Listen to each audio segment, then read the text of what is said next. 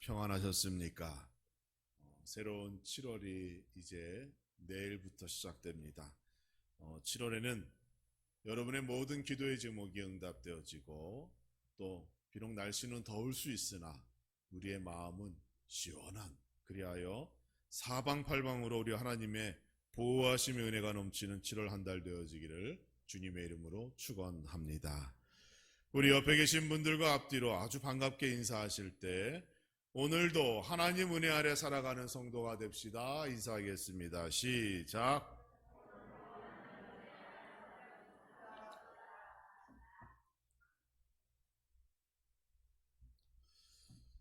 마태복음 12장을 보시면 사건 두 가지가 거기서 발생합니다. 첫째 사건은 안식일에 예수님의 제자들이 밀밭 사이를 지날 때 그 이삭을 잘라서 먹은 사건이에요. 또 한 가지 사건은 예수님께서 안식일임에도 불구하고 회당에서 병자들을 만나고 그들의 병을 고쳐주신 사건이 그곳에 등장합니다. 모두가 필요한 일이었고 또 안 하는 것보다는 하는 것이 더 유익했기 때문에 예수님께서는 당연히 그들의 문제를 해결해 주셨습니다. 그런데 그 광경을 지켜보던 바리새인들의 생각은 좀 달랐어요. 바리새인들이 본 것은 율법에서 언급한 안식일을 거룩하게 지키는가에 대한 문제를 제기한 겁니다. 배고픈 사람에게 음식을 제공하고 병들어 죽음을 눈앞에 둔 사람을 치료하는 것보다 더 중요한 것이 안식일을 지키는 것이다. 그들은 그렇게 주장한 거예요. 우리도 인생을 살다 보면 이러한 원론적인 문제에 직면하게 되지요. 원칙을 끝까지 고수하고 지키는 것이 중요한가? 아니면 그 이면에 숨겨진 그 근본 정신을 살리는 것이 중요한가? 이러한 문제와 생각으로 서로 다투기도 하고 갈등을 겪기도 합니다. 오늘 아침에 제가 또 신문을 봤어요. 여러분, 제가 교회에 주일날 몇 시쯤 나오는가 하면 9시 이전에 나옵니다. 그러면 예배 준비를 다 마치고 밤사이에 무슨 뉴스가 있는가 하고 제가 인터넷으로 뉴스를 봐요. 그랬더니 또 어떤 기사가 있었는가 하면 택시기사가 뒤에 앉은 손님한테 폭행을 당했대요. 그러니까 그 이유가 뭐냐 그랬더니 대통령에 관해서 얘기하다가 뭐 비싼 명품 가방을 받으면 되네 안 되네 그것 때문에 택시 안에서 서로 멱살 잡고 주먹질을 했다는 그런 뉴스가 나왔습니다. 여러분, 그게 뭐가 중요해요? 그렇죠? 안전하게 집에 가고 안전하게 운행하고 그런 게 중요하잖아요. 그런데 우리가 살다 보면 이처럼 원칙이 중요하고 또 근본 정신이 중요하고 그 환경을 또 알아야 되고 상황을 파악해야 되고 뭐 그런 복잡한 다툼이 쉬도 없이 일어나게 되는 겁니다. 여러분은 어떻게 생각하세요? 안식일을 지키는 것이 중요합니까? 아니면 안식일이라도 사람의 생명을 구원하는 것이 중요합니까? 여러분 어떻게 생각하세요? 두 가지 모두 중요한 일이에요. 그렇죠? 안식일도 중요하고 사람의 생명을 구원하는 것도 중요합니다. 그런데 우리가 사는 세상은 옛날과 달라요. 너무도 복잡한 세상 속에 이해관계 속에 우리가 살아가고 있는 겁니다. 그래서 어느 것이 정답이다. 그것을 한번 주장하게 되면 싸울 수밖에 없는 세상에 우리가 살아가는 거예요. 여러분, 우리는 내가 가지고 있는 믿음 따라 살아가면 되는 겁니다. 여러분, 그게 중요해요, 우리 그리스도인들은. 믿음이 적은 사람과 믿음이 큰 사람의 생각과 행동이 다를 수 있습니다. 그러나 믿음이 적다고 그 사람을 손가락질하거나 비난할 이유가 없어요. 왜냐하면 믿음은 성장하기 때문이에요. 그래서 오늘의 믿음보다 내일이 더 나은 것이고 올해의 믿음보다는 내년의 믿음이 더 커지고 성장하고 열매 맺게 되는 겁니다. 그러니까 지금 내가 가지고 있는 믿음이 크던 작던 자랑할 것도 없고 그것 때문에 낙심할 것도 없어요. 중요한 건 예수 그리스도 십자가를 붙잡고 나의 믿음이 말씀을 통하여 성령의 인도를 통하여 날마다 성장할 수 있도록 마음의 문을 열고 하나님을 바라보고 세상을 바라보는 그러한 거룩한 하나님의 자녀다운 마음과 삶의 자세가 중요한 겁니다. 그런데 바리새인들은 그렇지 않았어요. 그 한 가지 사건을 통해서 예수님의 권위를 떨어뜨릴 생각만 했다는 겁니다. 상대방을 비난하고자 꼬투리만 계속 찾고 잡은 사람들이 바로 바리새인들이었다는 거예요. 배고픔에 죽어가는 백성들이나 병들어 죽음을 눈앞에 둔 그 병자들의 고통은 그들에게 안중에도 없었습니다. 사실 하나님께서 우리에게 주신 이 모세의 율법은 상대를 비난하고자 주신 것이 아닙니다. 아픔과 상처를 치유하고 하나님 말씀 안에 거하면 이러한 인생의 문제가 해결될 수 있다라고 하는 약속이 하나님께서 주신 모세의 율법인 거예요. 그런데 바리새인들은 그러지 않았습니다. 그 율법을 이용하여 모든 관계를 파괴했고 자신들은 위선적인 믿음으로 변질되었고 사람과의 관계, 하나님과의 관계, 모든 관계가 망쳐지게 되었다는 거죠.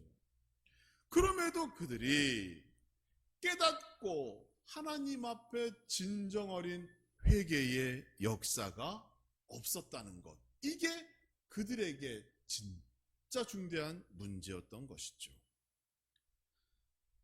자신의 죄를 알지도 못하며 회개도 못하는 그들이 마태복음 12장 38절과 39절을 보면 또 한 번 예수님께 아주 중요한 도전을 하고 있어요.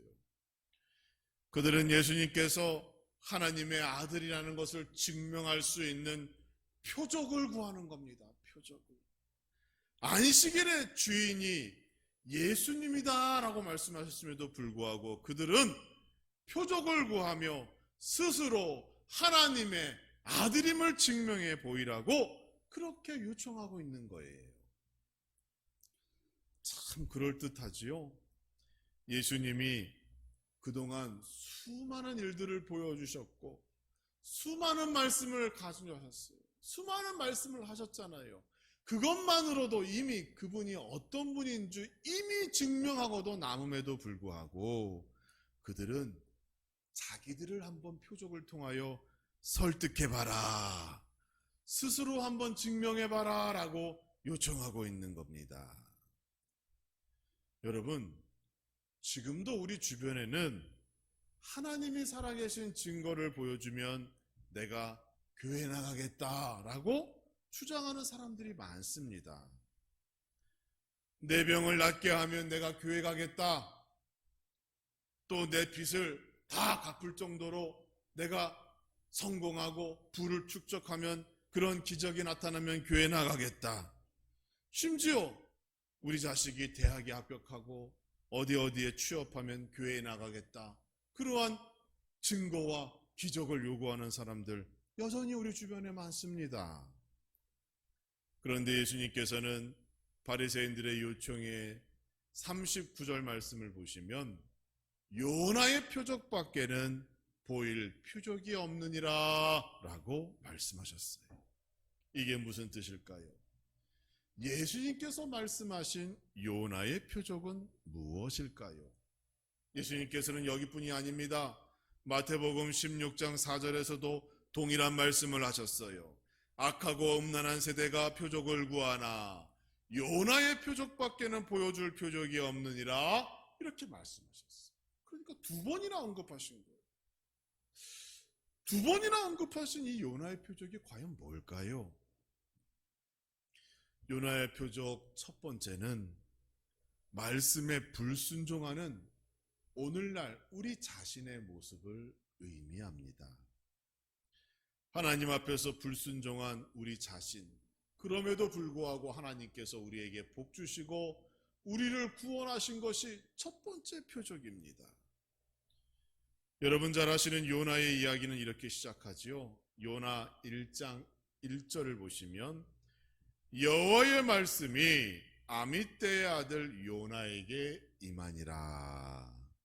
하나님의 말씀이 요나에게 임했어요. 그리고 그 말씀은 2절에서 아주 간결하게 설명되어 있는데 너는 일어나 저 큰 성읍 느느웨로 가서 그것을 향하여 외치라. 그 악독이 내 앞에 상달되었음이니라. 이렇게 말씀하셨습니다.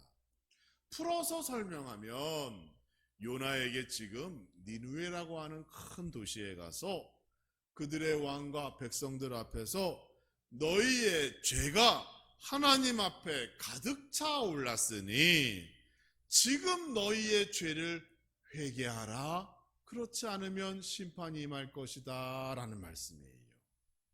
그런데 요나가 이 말씀을 무시합니다.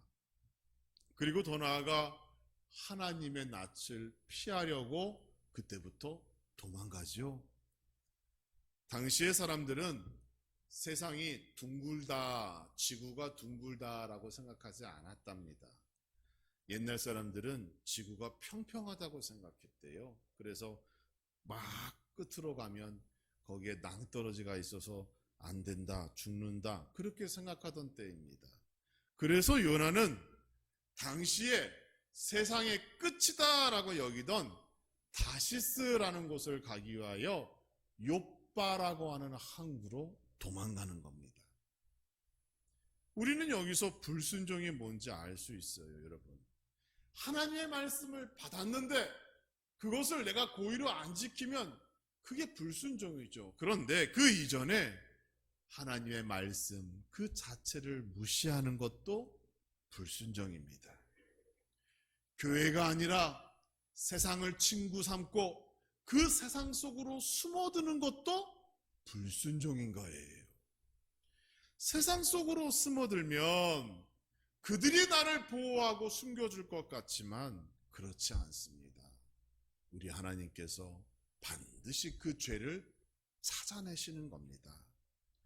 하나님께서는 폭풍과 바람을 통하여 요나를 찾으셨습니다. 아무도 모르고 아무도 나를 찾지 않을 줄 알았는데 하나님께서 그를 끝까지 찾았고 결국 배 밑바닥에 숨어있던 요나를 하나님께서 끄집어내시는 거예요. 요나 1장 5절을 보시면 사공들이 두려워하여 각각 자기 신을 부르고 또 배를 가볍게 하려고 그 가운데 물건들을 바다에 던지니라. 그러나 요나는 배 밑층에 내려가서 누워 깊이 잠이 들었다. 이렇게 설명하고 있습니다. 사람들이 숨어있고 잠자는 요나를 깨웠습니다. 그리고 네가 누구냐? 존재를 물어봤어요. 그러자 요나는 이렇게 얘기합니다. 나는 히브리 사람이요 바다와 육지를 지으신 하나님 그 여호와를 경외하는 자로다. 이렇게 자기를 설명해요. 오늘날로 말하면 나는 함라중앙교회 성도고 천지를 지으신 하나님을 믿는 사람이고 함라중앙교회에서 예배드리는 사람입니다. 이렇게 얘기한 것과 같은 겁니다. 요나가 가진 문제의 시작은 자기가 누군지도 알았어요. 하나님의 말씀을 받은 줄도 알았어요. 그런데 그 말씀에 대하여 무시하고 불순종한 것, 그것이 인생의 문제의 시작이었다는 겁니다. 그 결과는 사망이지요. 예기치 못한 사건을 통하여 사망의 위험 가운데 떨어지게 되었습니다. 요나는 모든 것이 순조롭게 내 계획대로 되고 있다라고 생각했지만 하나님은 그 배 밑바닥 어둡고 습하고 차가운 곳에 숨어있는 요나를 끄집어내신 거예요. 이게 첫 번째 요나의 표적입니다. 오늘날 우리의 모습이에요. 그렇게 하나님을 피하고 말씀에 순종 안 하고 내 마음대로 내 뜻대로 숨어 다니는 그 나를 우리 하나님께서 찾으셨다는 겁니다. 그 첫 번째 표적을 여러분 기억하시기 바랍니다. 요나의 표적 두 번째는 회개가 죽어가는 생명을 다시 살린다는 그 기적의 역사입니다. 요나 이야기에서 가장 흥미로운 사건이 뭡니까? 우리 아이들이 좋아할 만한 사건이 있지요. 요나가 바다에 던져졌어요. 그때 하나님께서 준비하신 큰 물고기가 요나를 꿀꺽 삼켰습니다. 그리고 물고기 뱃속에서 3일 동안 요나가 머물게 됩니다. 모든 사람들은 요나가 죽었다고 생각했으나 그는 물고기 뱃속에서 3일이나 살아 있었습니다. 죽은 것도 아니라 산 것도 아니고 어둠 속에 그렇게 머물러 있었어요. 전통적으로 이 사건을 예수님의 죽음과 부활의 예표, 예견된 사건이라고 해석을 하지요. 그래서 바리새인들이 표적을 구할 때 예수님께서는 장차 일어날 그 부활 사건, 그 부활의 표적을 요나의 그 사건에 빗대어 말씀한 것이다. 이렇게 성경학자들은 말합니다. 그런데 여러분, 이 사건에는 그 이상의 의미가 있어요. 3일 동안 머문 물고기 뱃속이 예수님께서 죽으신 후 들어간 무덤 속을 상징하는 것이라면 요나가 실제로 죽어버렸던 사건, 그러니까 요나가 실제로 물고기 뱃속에서 죽었다가 다시 살아난 것이 더 맞는 이치겠죠. 하나님께서는 얼마든지 그러한 능력을 가지고 계시기 때문에 예수님께서 무덤 속에서 죽으셨다가 3일 만에 부활한 것처럼 요나도 죽었다가 물속의 뱃속에서 다시 3일 후에 살려내는 것이 더 맞는 일일 겁니다. 그런데 성경을 보면 요나는 죽지 않았습니다. 그러면 죽지 않고 3일 동안 요나는 뭐 했을까요? 요나 2장 1절을 보면 이렇게 말합니다. 요나가 물고기 뱃속에서 그의 하나님 여호와께 기도하였다. 요나가 죽지 않았어요, 여러분. 요나가 한 일이 뭡니까? 3일 동안 하나님을 찾은 겁니다. 그 회개의 기도를 하나님께서 원하신 것이고 그 기도가, 그 믿음이 그를 살려낸 거예요. 그게 우리에게 주는 두 번째 요나의 표적입니다. 하나님께서 원하시는 것은 심판이 아닙니다. 죽음도 아니에요. 하나님께서 원하시는 것은 요나와 같이 끝까지 희망을 잃지 않고 하나님을 찾는 그 믿음의 기도, 진실된 회개, 그것을 하나님께서 우리에게 원하시는 겁니다. 하나님의 은혜를 발견하고 하나님을 인정하고 하나님께 진심 어려 나의 죄를 고백하는 그 회개의 기도를 마치자 물고기가 요나를 육지에 토해내었다. 성경은 그렇게 말씀하고 있습니다. 바리새인들의 문제가 뭐라고 그랬어요? 그들이 자기의 죄를 알지 못해요. 자기의 죄를 알지 못하니까 회개하지도 못했습니다. 이게 얼마나 큰 문제예요. 자기의 죄도 모르고 하나님 앞에 회개하여 성결한 삶도 살지 못하는 그들이 그 어떤 표적을 요구한다 할지라도 그들에게는 예수 그리스도가 구원자요 하나님의 아들이다라고 하는 사실을 받아들일 그 믿음의 그릇이 준비되지 않은 겁니다. 죄로 말미암아 영혼이 닫혀있던 그들은 매일매일 새로운 표적을 원하지만 아무 소용이 없는 겁니다. 회개가 없는 영혼은 구원에 이를 수 없기 때문에 그 어떤 표적을 줘도 소용이 없는 것이죠. 여러분의 삶 속에 하나님의 놀라운 기적의 역사, 놀라운 표적을 원하신다면 가장 먼저 하나님 앞에 나아가 나의 죄를 고백하고 죄 용서의 은혜를 경험하는 여러분 되시기를 주님의 이름으로 축원합니다. 그리하면 하나님께서 우리에게 살 길을 열어주시고 갈 길을 열어주시고 내가 모르는 가운데 우리의 삶 가운데 기적이 일상이 되어지는 놀라운 축복이 여러분의 삶 가운데 반복되게 될 겁니다. 그래서 요나의 표적 세 번째는 모든 영혼을 기다리시고 사랑하시는 그 하나님의 마음, 그 마음이 바로 예수님의 말씀하신 세 번째 요나의 표적이 됩니다. 요나서에서 가장 중요한 결론이 오늘 본문의 말씀이에요. 11절 말씀을 보시면 이 큰 성읍 니느웨에는 좌우를 분별 못하는 자가 12만여 명이요 가축도 많이 있나니 내가 어찌 아끼지 아니하겠느냐, 이렇게 하나님께서 말씀하셨어요. 인간은 기회가 오면 상대에게 복수하려는 마음을 먹습니다. 적어도 복수는 아니더라도 나를 억울하게 한 그 사람 망했으면 좋겠다, 이런 생각을 먹어요. 나에게 고통을 준 그 사람이 잘 되었다라는 소식을 들으면 나중에 하나님을 원망하고 부정하기도 합니다. 그게 우리의 모습이에요.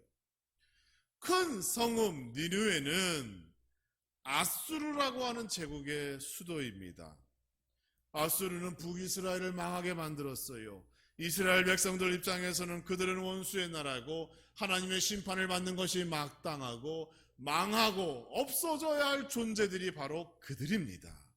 그런데 하나님께서는 그렇게 복수심에 의하여 세상을 바라보지 말라고 지금 요나에게 말씀하는 거예요.